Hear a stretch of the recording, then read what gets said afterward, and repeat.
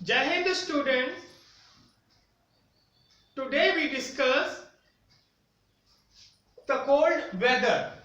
According to Indian Meteorological Department, Indian seasons are divided into four parts: winter, summer, advancing monsoon, retreating of monsoon. तो प्यारे बच्चों, we start our journey from winter middle December से middle मार्च तक, summer middle मार्च से middle मई तक, advancing monsoon जिसको हम rainy season कहते हैं, रिट्रीटिंग मानसून जब ऑनसेट ऑफ मानसून खत्म हो जाता है, जब रेनी सीजन खत्म हो जाता है उसके बाद का जो पीरियड होता है वो रिट्रीटिंग ऑफ मानसून कहा जाता है। एडवांसिंग मानसून और retreating monsoon, these two topic we have discussed in our previous classes. So we start today winter season. प्यारे बच्चों, जैसे मैंने कहा है कि अगर हमको सीजन पढ़ना है तो हमको सन की पोजीशन को बहुत अच्छे से ध्यान में रखना होगा। तो आइए, सन की पोजीशन को लेके दो सिचुएशन ऐसी आती हैं जो हमारे क्लाइमेट में play a vital role. First है पेरिहीलियन, सेकंड है एपिहीलियन। तो प्यारे बच्चों, जब सन और अर्थ दोनों के बीच की डिस्टेंस जब कम हो जाती है तो ऐसी सिचुएशन को पेरिहीलियन कहा जाता है, और ये लगभग होता है 3 जनवरी के आसपास। Perihelion 16.47 crore kilometre. अब देखिएगा, पीरियड है जनवरी का, समय जनवरी का है। नॉर्दर्न हेमिस्फीयर में क्या होता है, अब आप समझिएगा, जनवरी में इंडिया में कौन सा सीजन चल रहा है? आपको मालूम है विंटर चल रहा है। अब जब पेरिहीलियन होगा यानी कि पास होगा तो इसकी वजह से जो नॉर्दर्न हेमिस्फीयर में विंटर वो 7% कम होता है। 7% कम होता है, और सदर्न हेमिस्फीयर में समर 7% और ज्यादा हो जाता है। यानी कि सदर्न हेमिस्फीयर में जो गर्मी है वो जितनी गर्मी पड़ती है उससे 7% और ज्यादा पड़ती है। नेक्स्ट है अपहीलियन, ये होता है 4 जुलाई को। तो इसमें सन और अर्थ की डिस्टेंस बढ़ जाती है। देखिएगा यहाँ पर ज्यादा डिस्टेंस है, तो ये कितनी डिस्टेंस है? ये 17.01 करोड़ किलोमीटर। यानी कि सन और अर्थ की डिस्टेंस बहुत ज्यादा बढ़ गई है। अब आप बताइएगा कि जुलाई में इंडिया में कौन सा सीजन है? आंसर आपको मालूम है, गर्मी तो नहीं है, एडवांसिंग मानसून का सीजन है। अब लेकिन गर्मी तो कुछ ना कुछ हम लोग महसूस करते हैं, गर्मी बहुत ज्यादा रहती है क्योंकि ITCZ ये हम प्रीवियस क्लासेस में डिस्कस कर चुके हैं। तो जुलाई में नॉर्दर्न हेमिस्फीयर में जो समर है वो 7% कम पड़ती है, लेकिन सदर्न हेमिस्फीयर में देखें तो विंटर 7% और ज्यादा तेज होती है। तो आई होप कि आपको पेरिहीलियन और अपहीलियन का कॉन्सेप्ट क्लियर हुआ होगा। प्यारे बच्चों, अब हम इसी को यहां पर अप्लाई करते हैं। अब देखिएगा, सन की पोजीशन 23.5 सदर्न हेमिस्फीयर में है, और ये 23.5 आपको मालूम है ट्रॉपिक ऑफ कैप्रिकॉर्न। अब देखिएगा, मैंने कहा है कि 23% डायरेक्ट है, और यहां पर इस एरिया में क्या होगा, जो सन रेज है वो बहुत ज्यादा रिसीव करेगी। तो क्या होगा, वहां पर बहुत ज्यादा सन रेज अर्थ रिसीव करेगी वो एरिया। तो टेम्परेचर हाई होगा या लो? आपका आंसर है टेम्परेचर वहां पर हाई होगा। और जब टेम्परेचर हाई होगा तो लो प्रेशर होगा या हाई प्रेशर?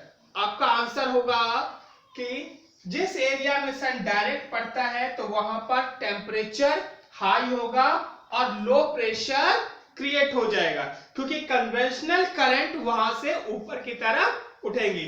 जब यहाँ पर हाई प्रेशर और जब यहाँ पर हाई टेम्परेचर और लो प्रेशर होगा, और यहाँ पर इक्वेटर के ऊपर, इक्वेटर से जब हम नॉर्दर्न हेमिस्फीयर में जाएंगे तो वहां पर हाई प्रेशर होगा, और देखिएगा अब विंड्स क्या करेंगी, विंड्स यहां से वापस चलना स्टार्ट कर देगी। ये देख रहे हैं आप एरो, यानी कि विंड यहां से कहां आ रही है, इक्वेटर की तरफ आ रही है। आपको पता है ना कि जहां पर लो प्रेशर है वहां तो कुछ है नहीं, एयर तो कहां से आएंगी, एयर हवा कहां से आएगी, तो वो आएगी हाई प्रेशर से। तो यहां पर हाई प्रेशर क्रिएट हुआ है, ये सारी की सारी एयर्स मूव करेंगी लो प्रेशर की तरफ।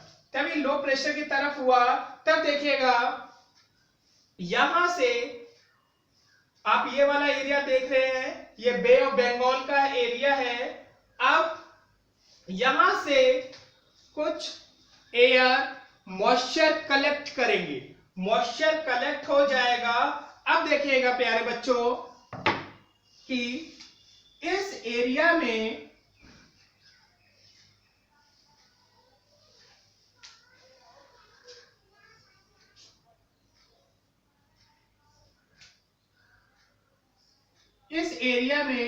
बहुत ज्यादा रेनफॉल रिसीव होगी।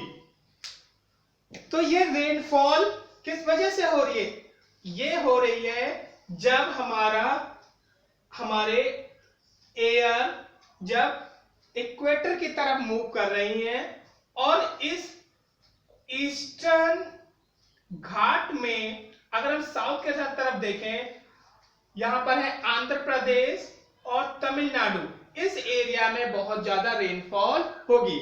और ये आपको मालूम है कि हम अभी डिस्कस कर रहे हैं विंटर सीजन, तो यानी कि एक सिंपल सा क्वेश्चन बन जाता है और आप इस क्वेश्चन का आंसर दे सकते हैं कि ऐसा कौन सा एरिया है इंडिया का जब बहुत ज्यादा रेनफॉल, वहां पर बहुत ज्यादा रेन होती है। तो आंसर आप लोग जानते हैं, ईस्टर्न घाट का आंध्र प्रदेश, उसके बाद सबसे ज्यादा होगी तमिलनाडु में। क्लियर। नेक्स्ट है, अब हम लोग देखते हैं कि हम लोग उत्तर प्रदेश में रहते हैं, लेकिन यहां पर भी कभी कभी हमको बारिश देखने को मिल जाती है। तो ये बारिश कहां से आई, तो प्यारे बच्चों यहां पर हम लोग देखेंगे, इसमें हमको वर्ल्ड मैप को स्टडी करना होगा। तो आइए वर्ल्ड मैप को स्टडी करते हैं।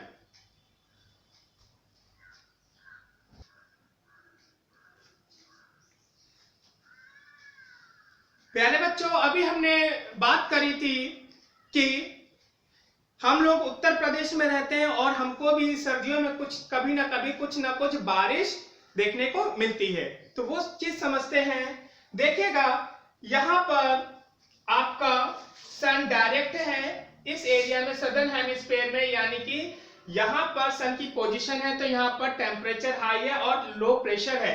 अब क्या होगा कि यहां से विंड्स किधर जाएंगी, साउथ की तरफ मूव करेंगी। अब देखिएगा हमारे उत्तर प्रदेश में जो बारिश होती है, देखिए मेडिटेरियन सी, ब्लैक सी, कैस्पियन सी।